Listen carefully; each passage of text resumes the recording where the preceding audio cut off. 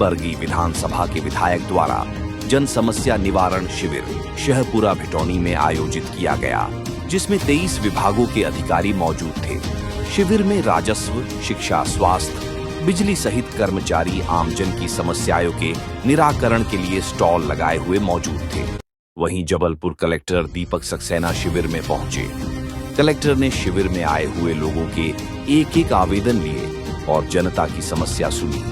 साथ ही कुछ जनता द्वारा दिए गए आवेदनों में संबंधित विभाग से तत्काल उनका निराकरण भी करवाया। शिविर में करीबन 100 आवेदन जबलपुर कलेक्टर को आमजन ने दिए।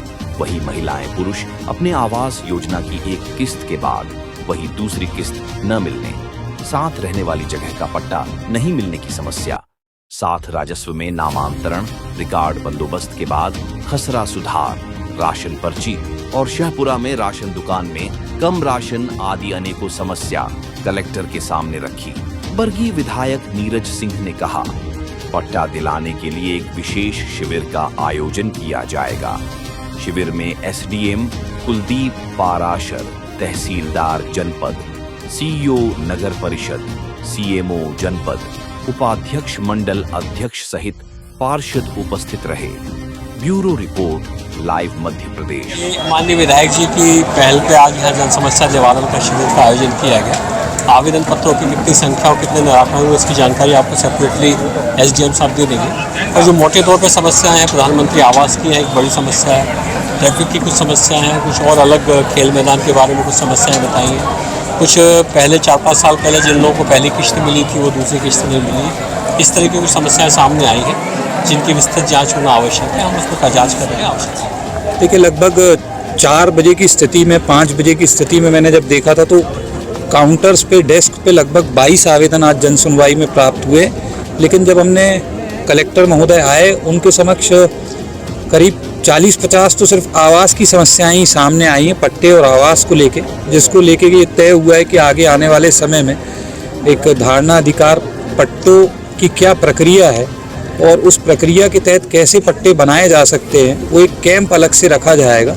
क्योंकि इसकी प्रक्रिया पूरी ऑनलाइन हो चुकी है। बहुत सी जगहों पे हम पट्टे बनवा भी रहे हैं, उसमें कुछ जगह के हिसाब से आपको शुल्क लगता है।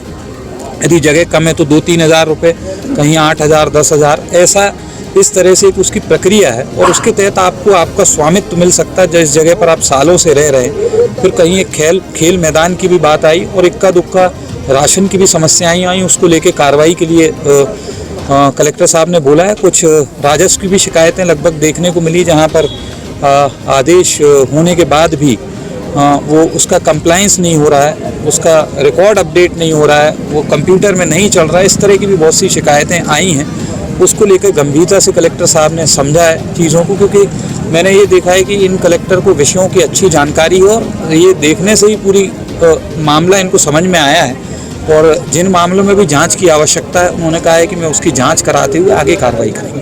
राशन में 2 किलो कम बता रहे थे, तो उसके लिए तत्काल उन्होंने कार्रवाई के लिए लिखा है। चूँकि मेरे आग्रह पे ही ये जन सुनवाई का आयोजन किया गया। मैंने ही माननीय कलेक्टर से कहा था कि शहपुरा नगर में एक जन सुनवाई होनी चाहिए ताकि आपको यहाँ की मूल समस्याएं पता चले। टैक्सेशन का भी बड़ा इशू है।